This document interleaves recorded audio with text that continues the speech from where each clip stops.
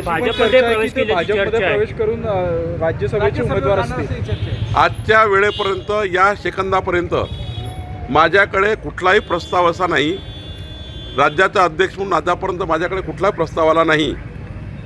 बाकीचं मला त्या ठिकाणी सांगता येणार नाही, पण अध्यक्ष म्हणून माझ्याकडे कुठलीही चर्चा याबद्दल नाही. ते सगळे आले तुमच्या पक्षात तर तुम्ही घ्यायला तयार आहे का? मोदीजींनी विकसित भारताचा संकल्प केला आहे, मोदीजींनी आत्मनिर्भर भारताचा संकल्प केला आहे आणि विकसित भारताच्या संकल्पाला साथ देण्याकरता आमचा दुपट्टा आणि आमचा विचार आणि आमची विचारधारा कोणी जर स्वीकारत असेल त्यांचं स्वागत आहे. त्यांनी पक्ष सदस्यत्वाचा राजीनामा दिला, त्यानंतर हातानेवर माजी आमदार लिहिलं, त्यामुळे इतक्या तातडीने जर का त्यांनी राजीनामा दिला असेल तर निश्चितच काही बोलणं झालं होतं की काय? काहीही बोलणं झालं नाही आहे अजून.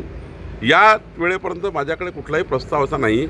पण विकसित भारताचा संकल्प मोदीजींनी केला आणि या संकल्पाला साथ देण्याकरता आणि आमच्या विचारधारेवर काम करण्याकरता कोणीही तयार असेल त्याच्याकरता आमचा दुपट्टा तयार आहे. राज्यसभा निवडणुकीवर याचा काही परिणाम होणार आहे का? कारण की सगळी देशाची लिस्ट आली, महाराष्ट्राची लिस्ट भाजपने दिलेली नाही. किती उमेदवार उतरवणार काय सांगू? आमच्याकडे 3 राज्यसभा उमेदवार निवडून येतील एवढी स्ट्रेंथ आहे. मला वाटतं ही निवडणूक काही फार संघर्षाची होणार नाही. पण जर उमेदवार देण्याच्या तयारी नाही का? अशोक चव्हाण आल्यानंतर काही आमदार पण येण्याची शक्यता आहे किंवा क्रॉस वोटिंगची शक्यता आहे काँग्रेसकडून? मी तुम्हाला वारंवार सांगतो आहे की राज्यसभा निवडणुकीमध्ये आपली आपली स्ट्रेंथ सर्वाकडे आहे.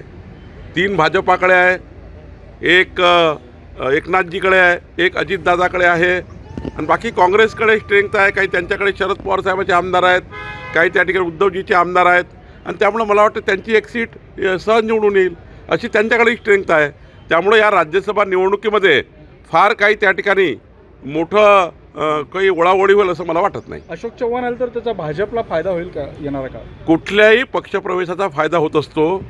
बूथचा पक्षप्रवेश असो, गावातला असो की देशातला असो की राज्यातला असो, प्रत्येकाकडे क्षमता आहे, प्रत्येकाचं वलय आहे आणि त्या क्षमतेप्रमाणे त्या वलयाप्रमाणे पक्षामध्ये फायदा होत असतो. अशोक चव्हाणांसोबत सिद्दीकी आहे, मिलिंद देवरा आहे, यांना राज्यसभेत पाठवणार अशी चर्चा सध्या रंगती आहे. मला याबद्दल काही माहिती नाही आहे, पण एवढं नक्की आहे काँग्रेस पक्षामध्ये प्रचंड धुसफूस आहे. जसं जसं मोदीजींचं वादळ महाराष्ट्रात येईल तसे काँग्रेसचे अनेक नेते विकसित भारताचा संकल्पाला साथ देतील. 15 तारखेला उपस्थितीमध्ये अशोक चव्हाण यांचा प्रवेश होईल अशी चर्चा सुरू आहे. मोदीजींची गॅरंटी आहे विकसित भारताची, त्या गॅरंटीला मोदीजींनी गॅरंटी दिली आहे. मोदीजीची गॅरंटी ही या महाराष्ट्रामध्ये खूप चालेल. महाराष्ट्राच्या जनतेमध्ये मोदीजीवर विश्वास आहे, मोदीजींच्या गॅरंटीवर विश्वास आहे आणि अनेक नेत्यांना विश्वास आहे की या देशाला बलशाली भारत निर्माण करण्याकरता, हा देश जगातला सर्वोत्तम देश निर्माण करण्याकरता जी क्षमता लागतं ती क्षमता फक्त मोदीजीमध्ये आहे आणि म्हणून मोठ्या प्रमाणावर लोक त्या ठिकाणी मोदीजींना साथ देण्याकरता येत आहेत.